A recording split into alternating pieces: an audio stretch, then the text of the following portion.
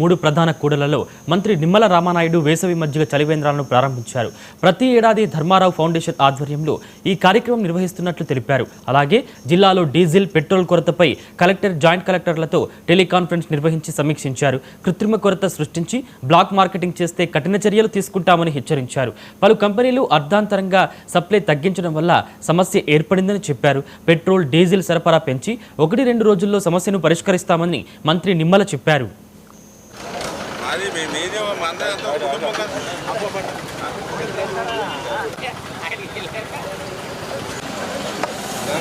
ప్రజల దాహార్తిని తీర్చడం నిజంగా మా యొక్క అదృష్టంగానే నేను భావిస్తున్నానని చెప్పి తెలియజేసుకుంటూ, అదేవిధంగా ఈరోజు నిన్నను కూడా మన పశ్చిమ గోదావరి జిల్లాకు సంబంధించి కలెక్టర్ గారితో, అదేవిధంగా జేసీ గారితో కూడా మాట్లాడటం జరిగింది. ఇక పెట్రోల్, డీజిల్ కొరతకు సంబంధించి పర్టికులర్గా ఎవరైతే ఈ యొక్క సరఫరా చేసేటువంటి కంపెనీలు ఎవరైతే ఉన్నారో వాళ్ళు అర్ధాంతరంగా ప్రభుత్వానికి కానీ ఏజెన్సీలు తెలపకుండా డిమాండ్ని బట్టి కాకుండా వాళ్ళు ఇచ్చేటువంటి డీజిల్ని తగ్గించి సరఫరా చేయడం వల్ల కొంత తాత్కాలికంగా కొరత ఏర్పడినటువంటి పరిస్థితి. అదేవిధంగా ఎన్నికల తర్వాత డీజిల్ రేట్లు పెరుగుతాయనేటువంటి అపోహ కూడా ఒకటి ప్రజల్లో ఉండి అవసరాన్ని మించి కొనుగోలు చేసి కొంతమంది నిల్వ చేసుకోవడం కూడా కొంత కొరతకు కారణమవుతుందో.